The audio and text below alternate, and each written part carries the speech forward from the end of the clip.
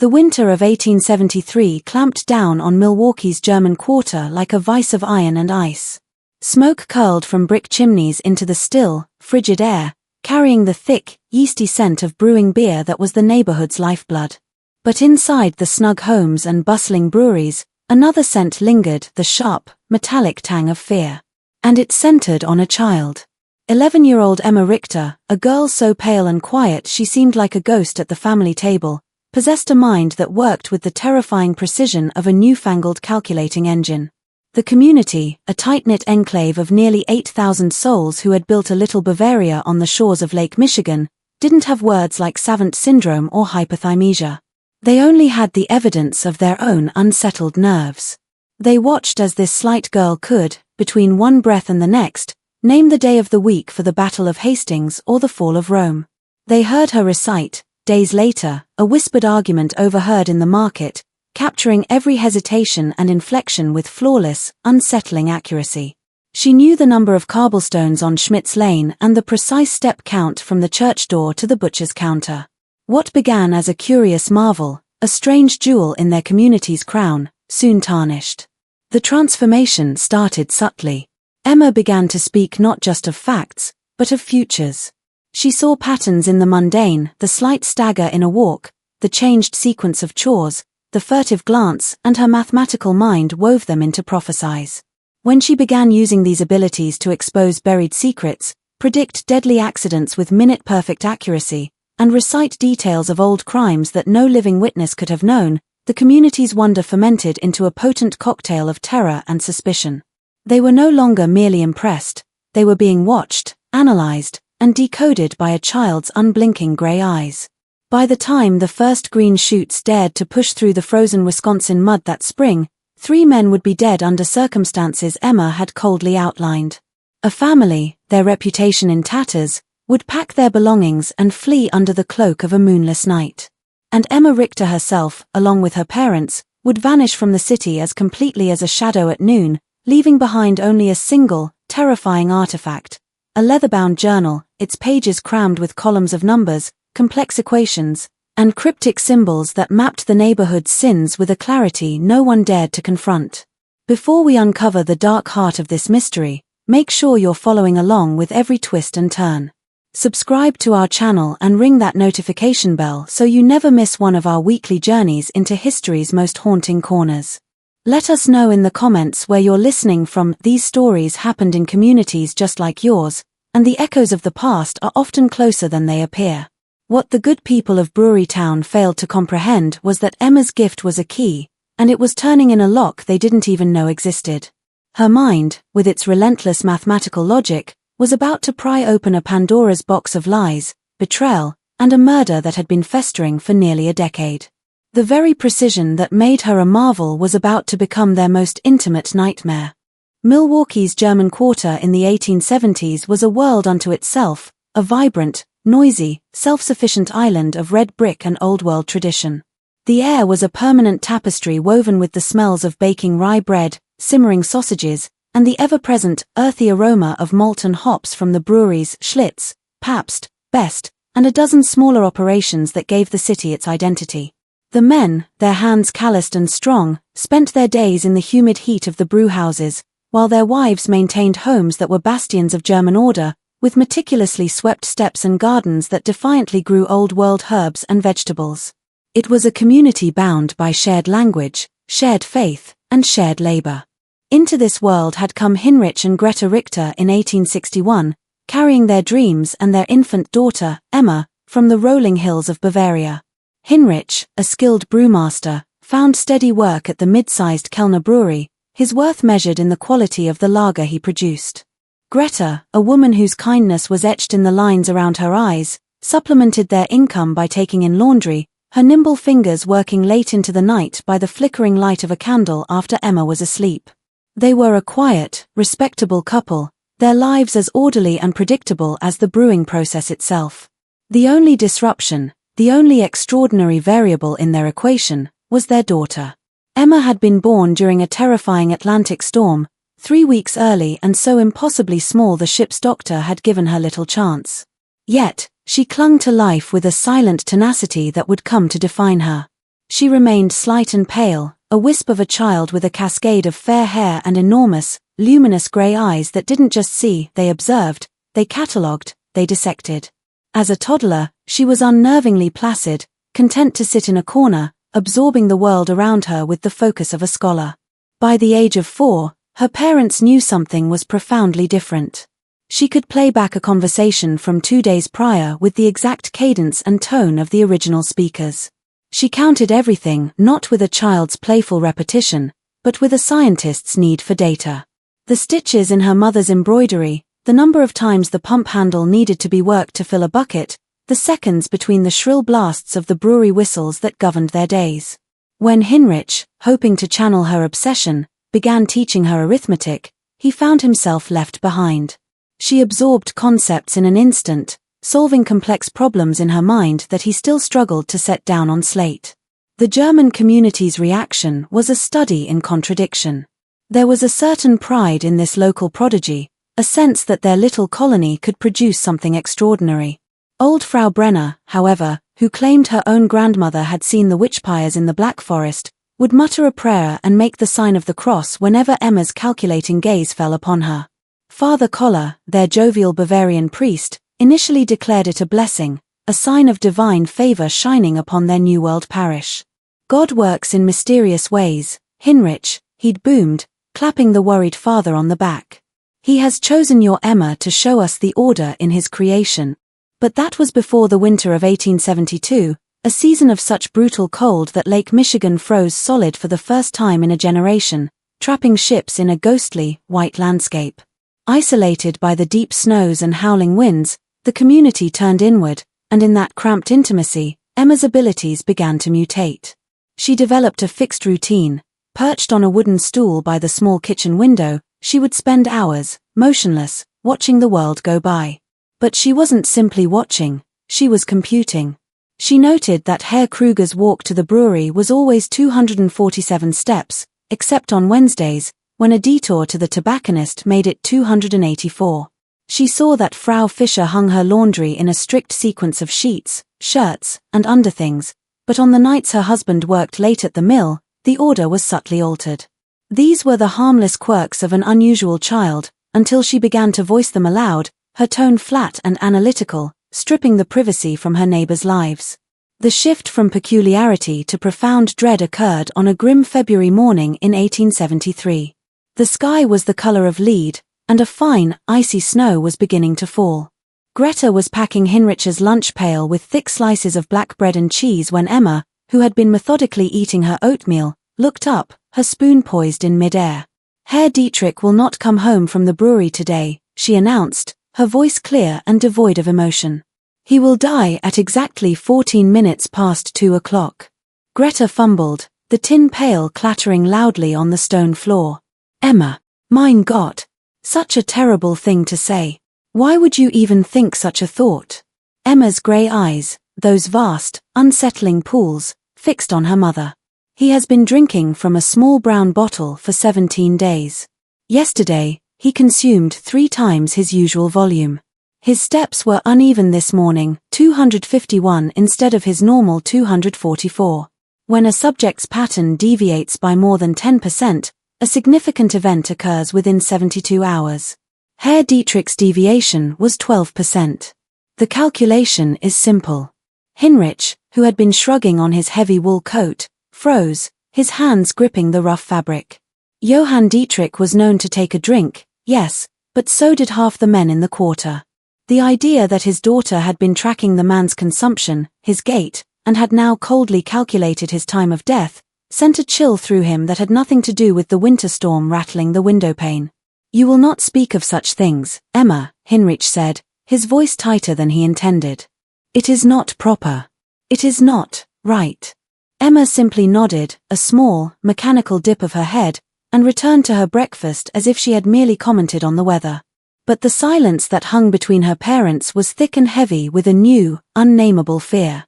Later that day, at precisely 2:14 p.m., Johann Dietrich collapsed in the malt room of the Kellner Brewery. The official cause, as determined by Dr. Müller, was heart failure brought on by chronic alcohol poisoning. The workers who found him confirmed he had been acting strangely for weeks, his hands trembling, his breath sour. But what truly coiled a snake of fear in their stomachs was the timing. Emma Richter's prediction had been accurate to the minute. The news spread through the tight-knit streets like a poison. Coincidence, some insisted, a morbid fluke.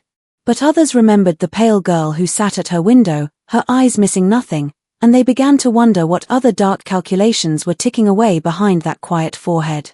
The Richters found themselves at the center of a whirlwind of whispers. Conversations would stutter to a halt when Greta entered the butcher shop. Neighbors who had once waved warmly now averted their eyes. The community's gaze, once proud, was now sharp with suspicion. Father Collar's certainty began to crack. When a troubled Hinrich approached him after Sunday Mass, seeking guidance, the priest's usual joviality was gone, replaced by a furrowed brow and a troubled expression.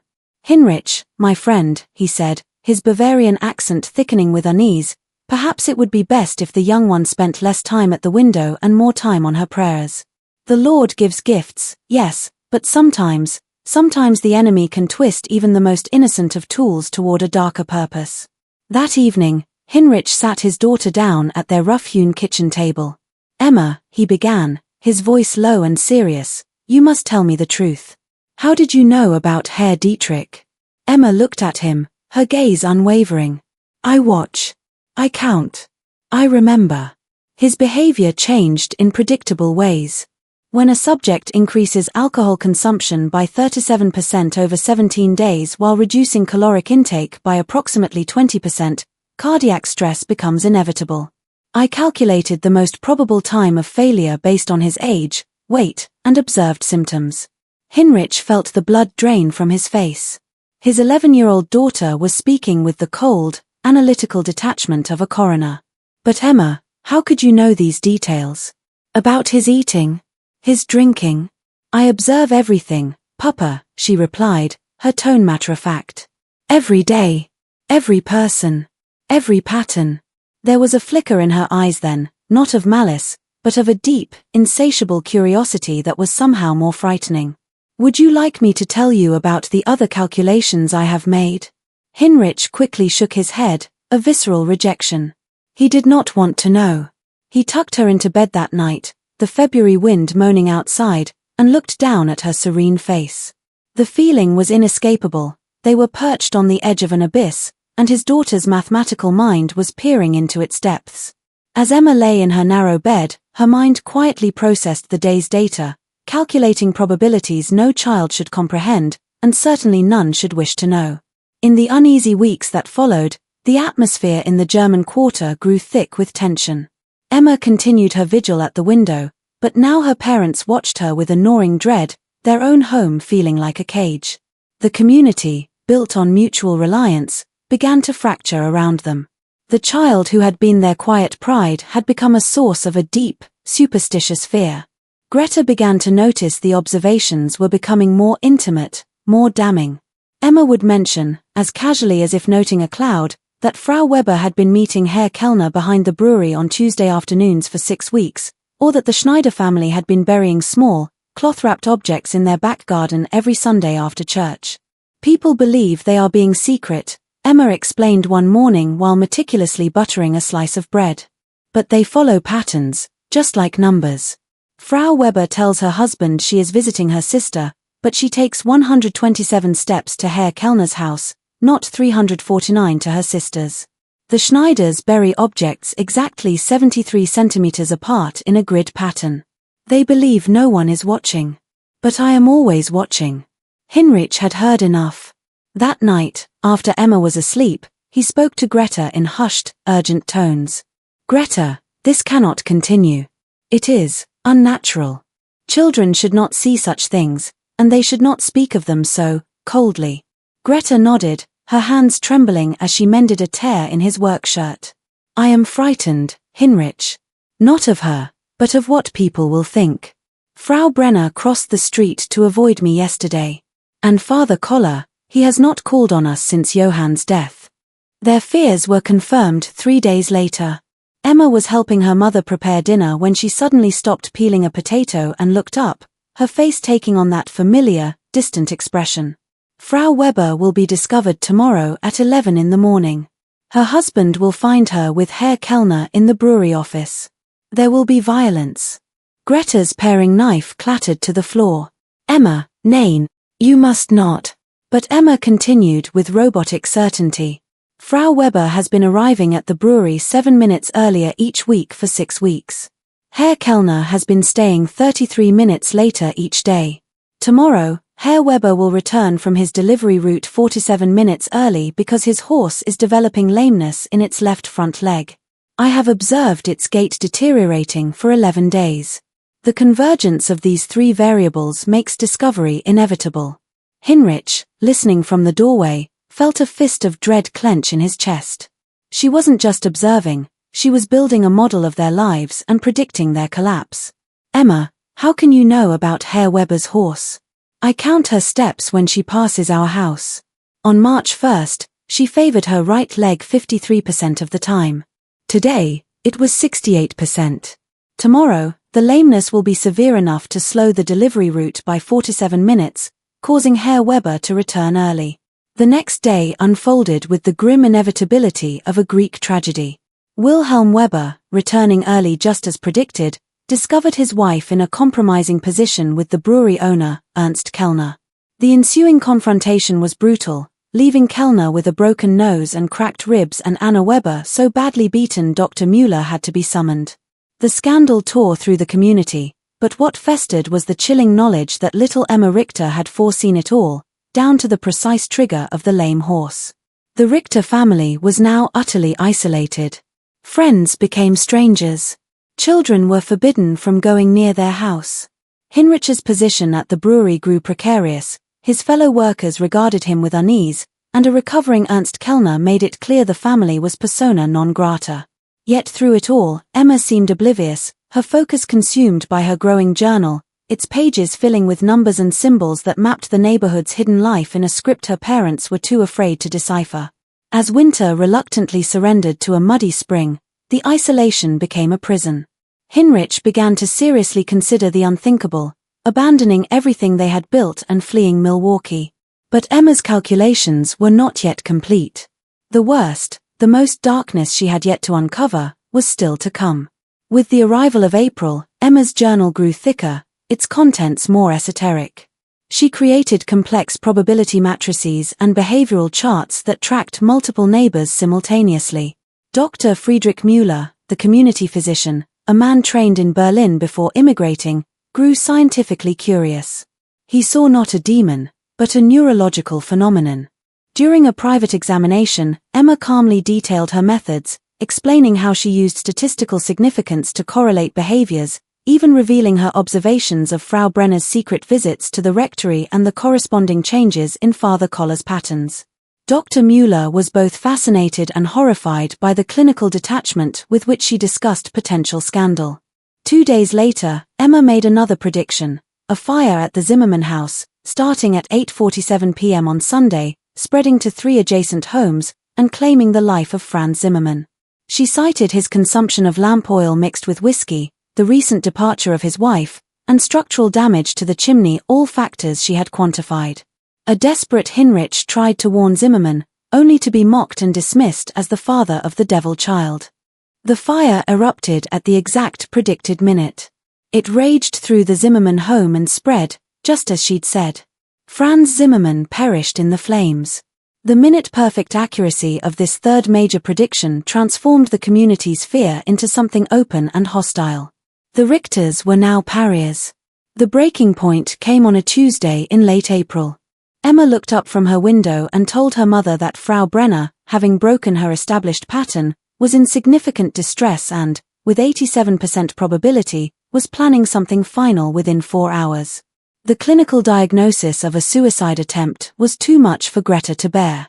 A horrified Hinrich raced out and found Margaret Brenner on the river dock, ready to end her life over her shame regarding Father Koller. He managed to talk her down and bring her home, only to find Emma making a new notation in her journal. The intervention changed the probability calculation, she observed. I will need to adjust my variables for future predictions involving third-party interference.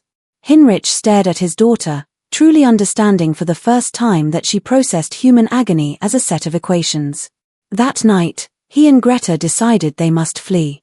But Emma had one final, devastating revelation. On May 1st, she presented her journal to her father.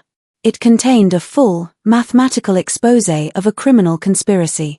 Through months of obsessive observation, she had uncovered a theft ring involving 7 men, including Ernst Kellner himself, who had been systematically embezzling from the breweries to the tune of nearly $50,000. She had tracked their secret meetings, their unexplained wealth, and the financial discrepancies with the precision of an auditor. Then she delivered the final, terrifying calculation. "Papa," she said, her grey eyes locking with his, "my calculations indicate we are in significant danger. Herr Kellner knows I observe him.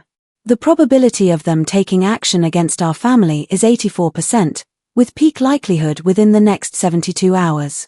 Her mind had not only uncovered the crime, it had calculated their own mortal peril. Realizing she was right, Hinrich, in a final act of desperation, went to Dr. Müller. The doctor, seeing the irrefutable evidence in Emma's journal, helped them stage an immediate escape, fabricating a job in Minnesota.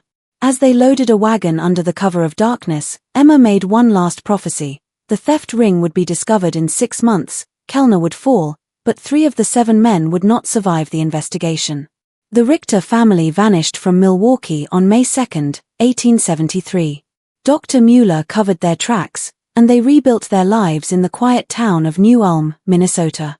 Emma continued her work with a professor fascinated by her mind. And months later, a letter from Dr. Müller confirmed Emma's final prediction. The conspiracy was uncovered, Kellner was arrested, and 3 of his accomplices died under suspicious circumstances. Everything had unfolded exactly as the girl mathematical mind had foreseen. Emma Richter faded from all historical records after 1875, her ultimate fate a mystery. In Milwaukee, her story became a local legend, a whispered cautionary tale about the price of knowing too much. The case of the girl with the calculating eyes reminds us that the most terrifying truths are not always supernatural. Sometimes, they are the product of a relentless, mathematical logic applied to the chaotic patterns of human behavior, revealing that our deepest secrets may only be hidden from those who do not know how to count.